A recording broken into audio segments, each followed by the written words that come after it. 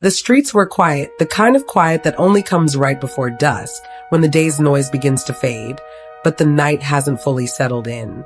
Marcus Turner walked with his hands in his pockets, the weight of a long day pressing down on him. His boots clicked against the cracked pavement, each step a reminder that he was just another guy on the edge of a broken world. The auto shop where he worked was barely holding on, and the thought of losing it gnawed at him like a slow burn. He didn't expect to be anyone's hero. He wasn't the type. But then, in the shadows of an alley, he heard the woman scream. He barely thought. His body moved before his mind could catch up, leaping into action, grabbing the robber, forcing him to the ground. The woman, stunned, wide-eyed, stared at him as though he were a stranger, a savior, someone who didn't belong in her world. And in that moment, neither of them knew how everything was about to change. Stay with me. The story is just beginning. The city was in that quiet space between day and night, where the world seemed to hold its breath. The lights of the street lamps flickered on one by one, casting long shadows across the pavement. Marcus Turner walked slowly down the sidewalk, his boots tapping against the cracked concrete, the rhythm of each step matching the beat of his tired heart. His shoulders were slumped under the weight of another long shift at the auto shop, a place that was barely hanging on. He had lived this way for years, just enough to survive, never enough to feel comfortable. The thought of the shop closing, of losing the only steady thing in his life, gnawed at him. His mind wandered to the worries waiting at home. Bills, rent, the crushing pressure of wondering how long it would be before everything fell apart. The streets around him felt quieter than usual, almost empty. It wasn't a rare feeling in this part of town, but tonight there was a heaviness in the air.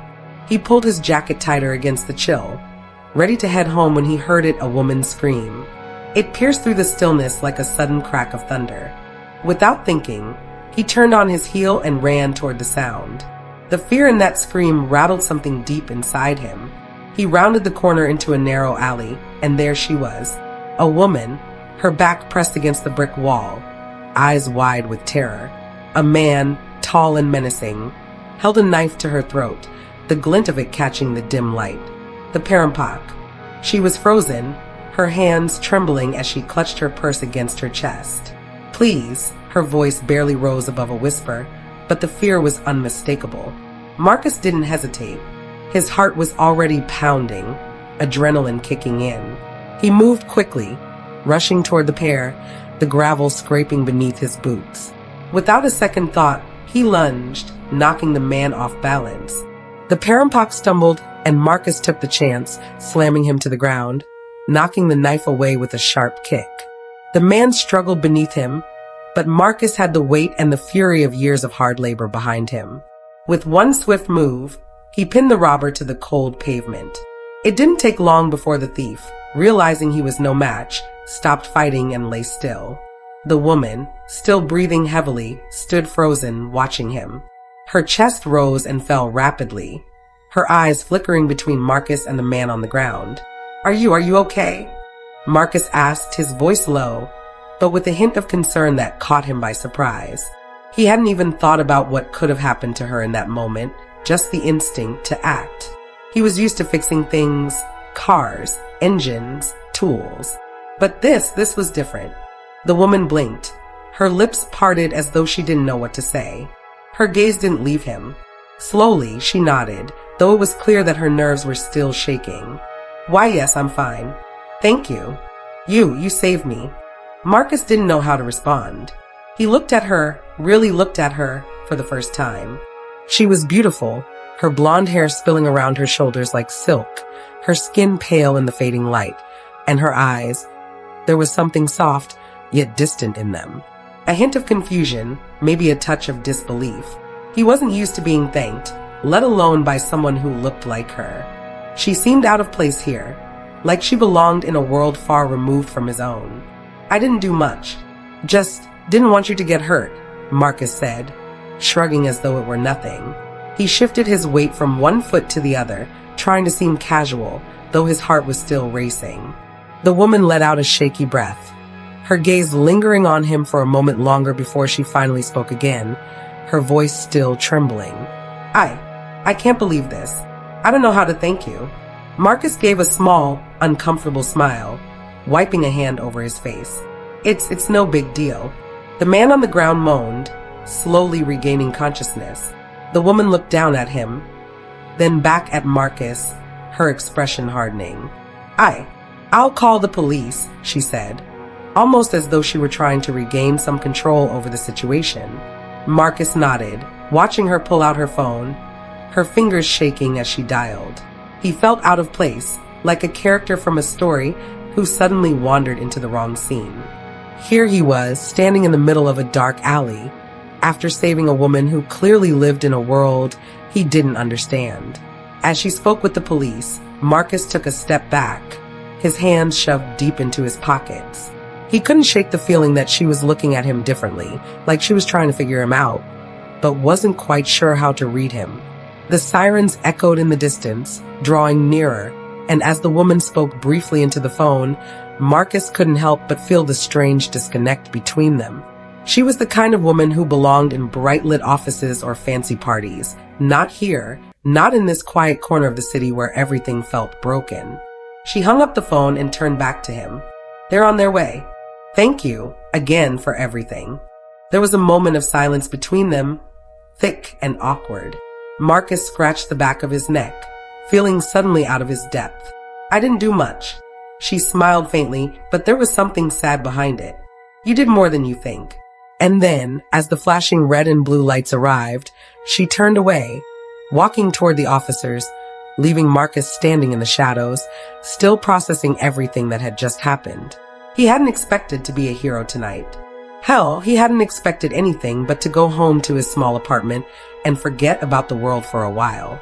But now, as he watched her disappear into the crowd of officers, a strange feeling began to settle in his chest. One that he couldn't name, but it was there. His eyes lingered on her silhouette for a moment longer before he turned and walked away, his footsteps echoing in the empty street, the weight of his thoughts pressing harder than before. The days that followed felt like a blur to Marcus. The same routine, the same grind, but now with something extra, a weight in his chest. The woman he saved, the one he hadn't even learned the name of, had somehow stuck with him. He didn't know why. It wasn't like he had ever wanted to be a hero. It was just instinct. But there was something about her that lingered, like a song he couldn't quite remember the lyrics to, but couldn't stop humming. At the auto shop, it was business as usual. The usual clatter of tools, the hum of engines, the acrid scent of motor oil filled the air. But the chatter between the mechanics felt different now, more hollow. They spoke of the new competition that was threatening to put them out of business, of the rumors of layoffs. Marcus didn't care to listen. His mind kept drifting back to her soft eyes, her voice, her grace under pressure. She was a stranger, but she wasn't. That evening, as he trudged through the streets after another tiring day, he thought he saw her again. She was across the street, standing under the glow of a streetlight, waiting for a cab. Marcus froze for a second, unsure of whether to keep walking or to approach her. After a moment of hesitation, he made up his mind. He would walk past. He wasn't someone who belonged in her world. But just as he passed her, she turned. Her eyes caught his, and she smiled, surprised but not unkind. The kind of smile that could disarm you if you weren't careful. "Hey," she called out, her voice soft but clear. Marcus stopped in his tracks. He felt a strange flutter in his chest. Hey, he said, scratching the back of his neck, suddenly feeling out of place. She stepped closer, her heels clicking sharply on the pavement as she walked toward him. "I wasn't expecting to see you here." "How are you?" she asked, genuinely curious. Her eyes were warm, but there was something guarded behind them, something she wasn't letting him see. "I'm good. Same old." He felt awkward, shuffling his feet. "Just getting off work." "You?" Her smile faltered for just a second before she straightened up. "Busy. Meetings, events. That kind of thing." She laughed lightly, but it didn't reach her eyes. "It's been a weird day, though." Marcus didn't know what to say. Her words were casual, but there was a heaviness beneath them. He couldn't help but notice the way she carried herself, too polished, too perfect, as if she had practiced being this way. like a mask that never quite fit. You going home? He asked, suddenly feeling like he had no idea what he was supposed to be saying. She nodded, but there was a pause before she spoke again, her voice quieter this time.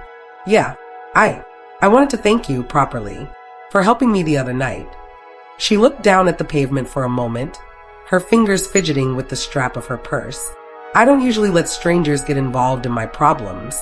Marcus raised an eyebrow, unsure how to respond. You didn't really give me much of a choice. He tried to keep it light, but there was an underlying tension in his words. He wasn't used to this, standing in the street, talking to a woman like her. She wasn't just anyone.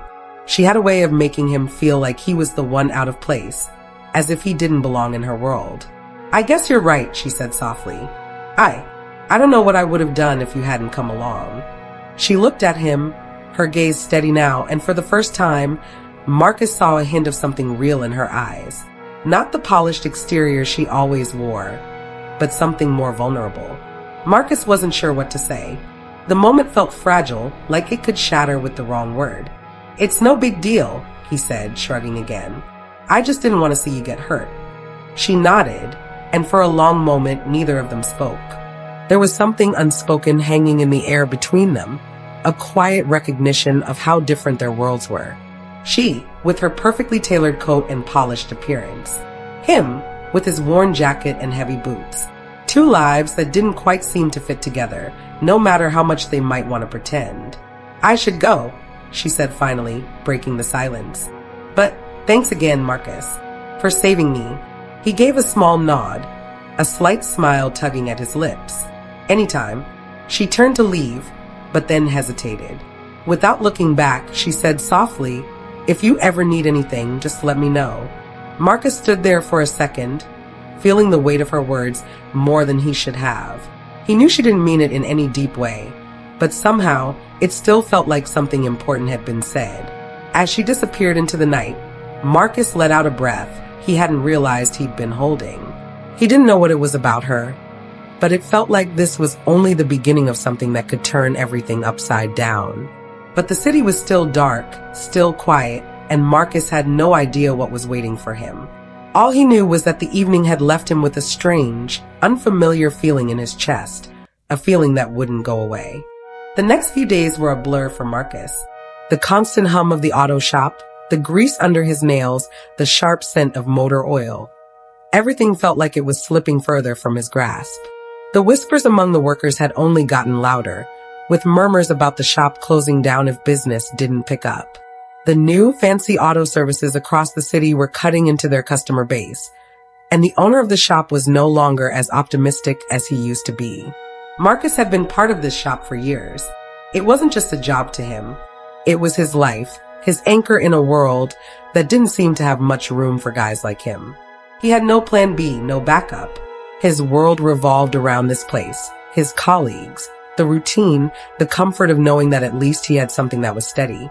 But now, that comfort was being chipped away. He'd overheard his boss telling someone on the phone that the shop might not last another month. The pit in Marcus's stomach grew heavier each time he heard that. His heart beat a little faster, the weight of it sinking deeper into his chest. It was the first time in a long while that he felt like he might actually lose everything. His job, his security, his sense of place in the world. That evening, just as he was about to leave, Marcus's phone buzzed in his pocket. He didn't recognize the number, but there was something familiar about it. Hesitant, he answered. Hello, Marcus? A voice asked on the other end. It was soft, a little distant, but there was no mistaking it. It was her. His heart skipped a beat. Hey, it's Marcus. I know who you are, she said, and there was a quiet laugh in her voice. Listen, I'm sorry to bother you.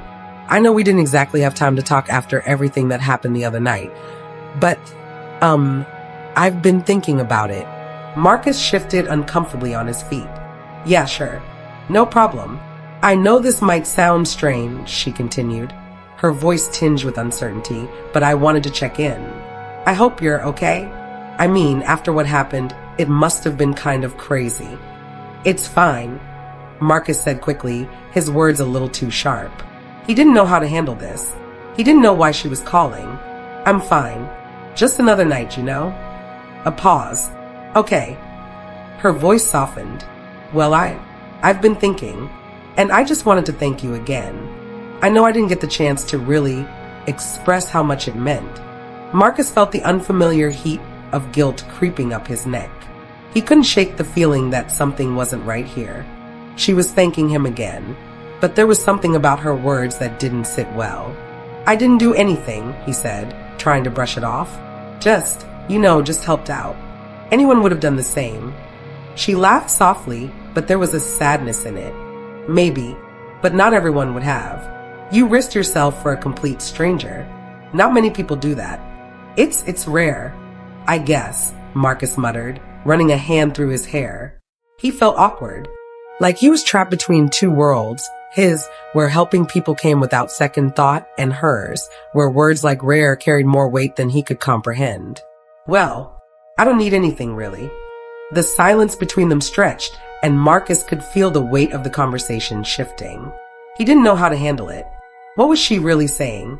He couldn't tell if she was trying to get closer, or if it was just politeness, some obligation to acknowledge what had happened. But then she spoke again, her voice a little quieter now. I wanted to say that if you ever needed anything, if there's ever a way I can help. Her words trailed off, and he could almost picture her hesitation on the other side of the phone. Thanks, he said quickly, his stomach tightening. He didn't want her to feel like she had to do anything for him. He didn't want to owe anyone, especially not someone like her. But I'm good. Really. There was another pause, and this time, it was heavier. Okay, she finally said. I wanted to offer. Appreciate it, Marcus replied, though the words felt hollow now. He didn't know what to say, and there was something about her offer that made him uncomfortable, like it came with strings attached. All right, she said softly. Well, I should go. Take care of yourself, Marcus. You too, he muttered, still unsure of what to make of the conversation. He hung up before he could say anything else, the silence settling in the room like a heavy cloud. As he stood there, his phone still in his hand, Marcus couldn't shake the feeling that something was off. He didn't know why she had called him. She hadn't even told him her name. He hadn't asked. The whole thing just felt strange. But then again, nothing in his life had ever felt normal. Not for a while now. Marcus took a deep breath, pocketed his phone, and headed out into the night. He didn't know where he was going, but the weight in his chest remained. The worry, the uncertainty. It followed him like a shadow, and no matter how hard he tried to shake it, it stuck to him. As he walked, the thought of the woman, the one he had saved, the one whose voice still echoed in his mind, lingered. She might have been trying to help. She might have been genuine, but somehow, he knew that nothing was ever that simple. And the more he thought about it, the more he realized that this was just the beginning. It had been a week since the phone call, and Marcus found himself replaying the conversation in his head, over and over. He didn't know why he couldn't just shake it. She had sounded sincere, but there was something in her tone, something that had made him feel both wanted and uncomfortable all at once. He'd hoped it would fade with time, but it hadn't. In fact, it felt like a weight he couldn't quite get rid of. It wasn't that Marcus was particularly good at reading people. He had enough trouble understanding himself most days. But there was something about her that stuck. The way her voice had softened when she spoke to him, the way she seemed almost too careful with her words, as if she was testing him, as if she was worried about something. It wasn't long before their paths crossed again. One afternoon, Marcus was walking home from the shop, his hands stuffed in his jacket pockets, when he saw her again. This time, she wasn't standing under a streetlight waiting for a cab. Instead, she was walking toward him on the sidewalk, her heels clicking against the pavement, her head held high. She didn't notice him at first, but he sure as hell noticed her. Marcus felt that strange pull again, that tightness in his chest. He didn't know what it was, he barely knew her. Hell, they hadn't even shared a full conversation. But there was something about her presence that felt magnetic, like he couldn't avoid her if he tried. And for a moment, he almost did. He considered just walking by, pretending he didn't see her. But before he could move, she looked up, her eyes catching his. "Marcus," she called out, surprised, but there was a warmth in her voice. He froze. He couldn't help it. He couldn't ignore her. "Hey," he said, his voice a little rough, like he hadn't expected to hear his own words. She smiled, a real smile, one that reached her eyes. "I didn't expect to see you here." She paused for a beat. "How have you been?" "Same as always," he muttered, shrugging. He felt his nerves tightening, but he tried to mask it. "You know, work's still the same." Her expression faltered just slightly, but she quickly recovered. "I'm sorry to hear that. Are things okay at the shop?" Marcus nodded, though the truth was far from it. "I don't know. Hard to say. It's tough. Doesn't look good." His words hung in the air between them, too heavy, too honest. She gave a small sigh, her lips pressing together as though she was weighing something in her mind.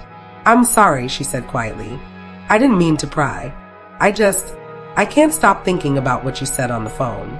You really didn't have to help me that night. I don't think I ever properly thanked you." Marcus rubbed the back of his neck awkwardly. "Like I said, it wasn't a big deal." He forced a smile, but it felt off, as though it didn't quite belong. "I just did what anyone would have done."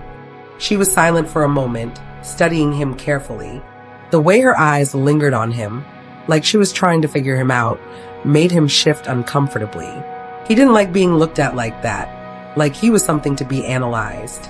"I don't think anyone would have, though," she said, her voice softer now. "Not the way you did." He opened his mouth to speak, but closed it again, unsure what to say. "I mean it, Marcus." She looked up at him, and for a moment, he saw the flicker of something vulnerable behind her eyes. It was fleeting, almost imperceptible, but it was there. "Not everyone would have taken the risk you did." Marcus stared at her, trying to make sense of what she was saying. There was a sincerity in her words that was hard to ignore. Yet at the same time, it made him feel exposed. He wasn't a hero. He wasn't special. He was just a guy who happened to be in the right place at the right time. "Look," he started, trying to break the tension, "it's no big deal. I didn't want to see someone get hurt, you know." She nodded slowly, but there was a sadness in her expression that lingered. "I know. It's just, I don't know. I've been thinking a lot about that night. About you." She paused, almost like she was debating whether or not to continue. Marcus felt the weight of her words, and though he didn't understand it, something stirred inside him. He didn't know why she was sharing this with him, why she felt the need to talk about it. The air between them grew heavy, charged with something neither of them could quite place. For a brief moment, Marcus could see her for what she was, more than just the woman in the coat, the one who had everything. There was something broken behind her eyes, something she didn't want to show. But she hid it well. She always did. "I should go," she said after a moment, her voice back to its usual coolness. She took a small step back, putting distance between them again, and Marcus felt the sudden loss of warmth from her presence. Before she turned away, she looked at him one last time. "Take care, Marcus. I hope things get better at the shop." "Really?" He nodded, his throat tightening as she walked away. As she disappeared into the crowd, he realized that he felt more connected to her in that moment than he had in their first encounter. But it wasn't a connection he understood. It was complicated, messy, just like everything else in his life. He watched her leave, her figure disappearing into the distance, and for a long moment, he stood still, his thoughts swirling around him. There was something about her, something he couldn't quite put his finger on, something that made him want to know more, but at the same time, made him want to pull away.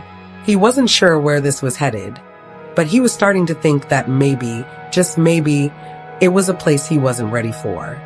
The days after their conversation felt heavier than before. Marcus tried to push the memory of her away, telling himself that it was just a passing encounter, nothing more. He didn't belong in her world. She was someone who could fix everything with a snap of her fingers, while he was stuck in a cycle he didn't know how to break. But something in her voice, the way she spoke to him like she cared, had crept under his skin. She had seemed different, vulnerable. He didn't understand why she'd said what she did, or why she seemed so insistent that he was worth more than just the guy who helped out in an alley. The more he thought about it, the more it gnawed at him, pulling him in directions he didn't want to go. At the auto shop, things were getting worse. Word had gotten around that they were likely closing soon. The manager had made it clear that if business didn't pick up, there would be layoffs. Marcus had known this day was coming, but hearing it out loud made it real. The shop he'd given so much of his life to was on its last legs, and there wasn't a damn thing he could do about it. That night, as he walked to his car, he saw her again. Jessica. This time, she was standing outside a sleek coffee shop, holding a cup in her hands, her eyes scanning the street as if waiting for someone. She saw him almost immediately, her face lighting up with recognition. "Marcus," she called out, her voice eager, as though the sight of him was a pleasant surprise. He stopped in his tracks, unsure how to respond. "Hey, Jessica," he said, trying to keep his tone neutral. The last thing he wanted was to seem too eager to talk to her. But the fact that she called him over like this, on a random street, his heart gave a little jolt. She waved him over, her smile warm.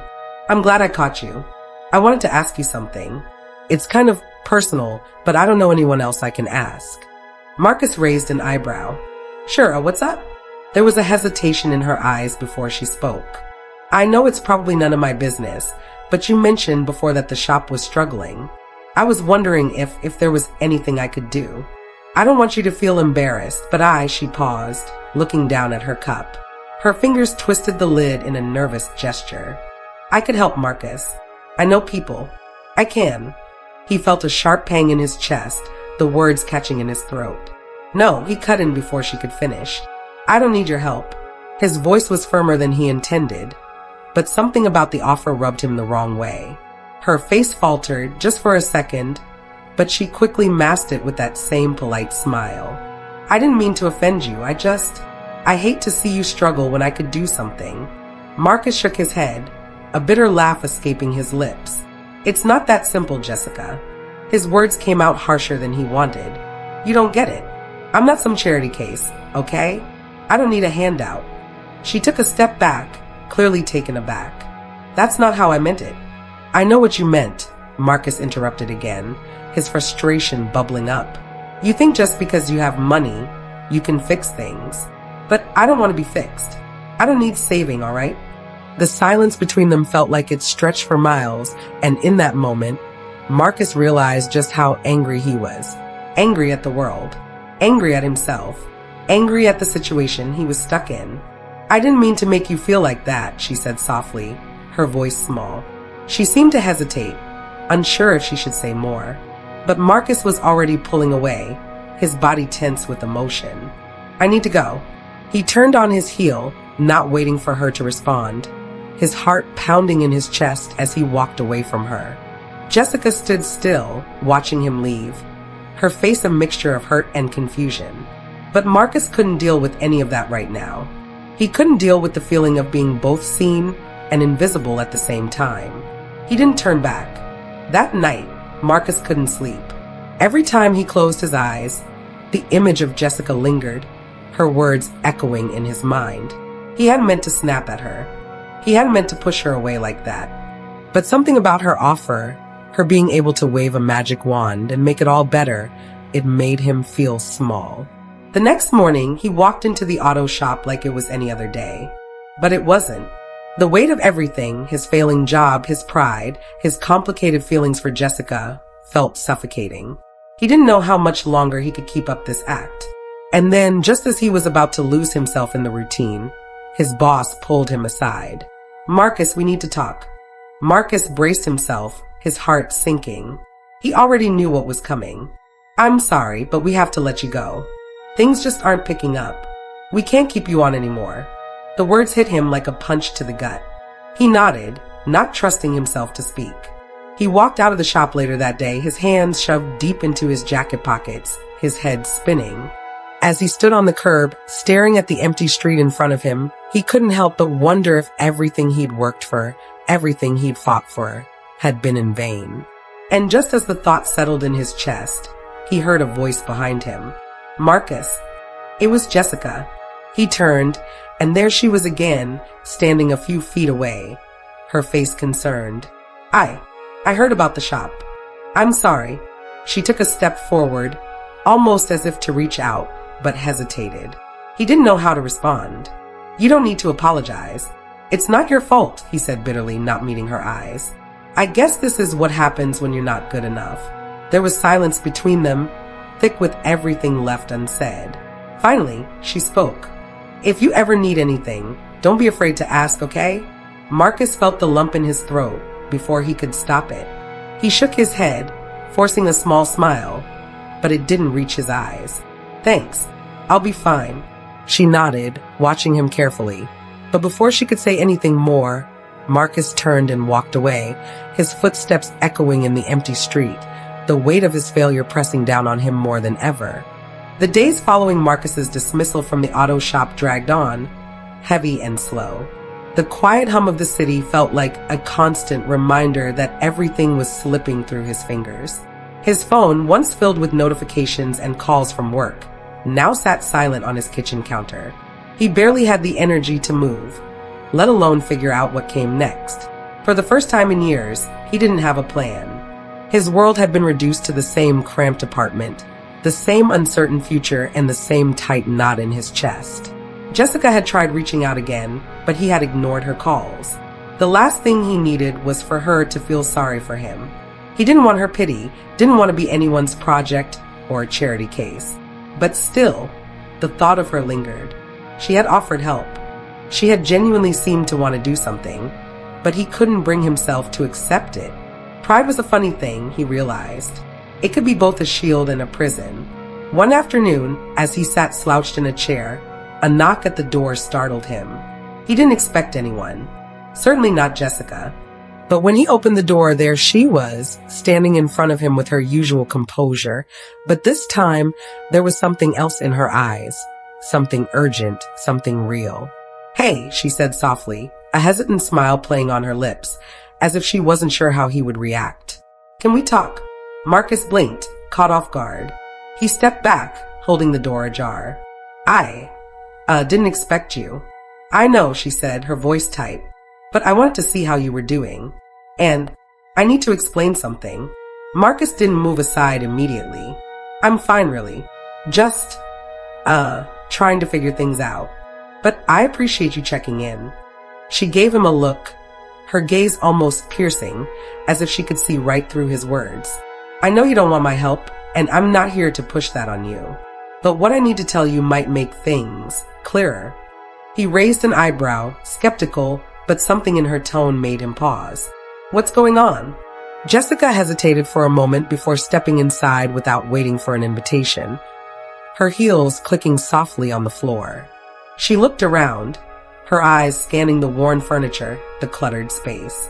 I know it's not much, she murmured, but I didn't come here to offer help in the way you think. I came here because, well, there's something you should know about me. Marcus stood still, watching her carefully. I don't need to know anything about you, Jessica. I'm not looking for any favors. She met his gaze, unwavering. It's not a favor. It's a truth, and I think you deserve to hear it. For a moment, the silence between them felt thick, heavy with all the unsaid things that had been building up. Then, in a quiet but firm voice, she began. I'm not just some rich woman who can fix people's problems, Jessica said, her words carefully chosen, though they seemed to weigh on her.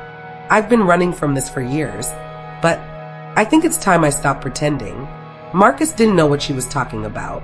Her face was tight with something he couldn't place, but it wasn't just anxiety.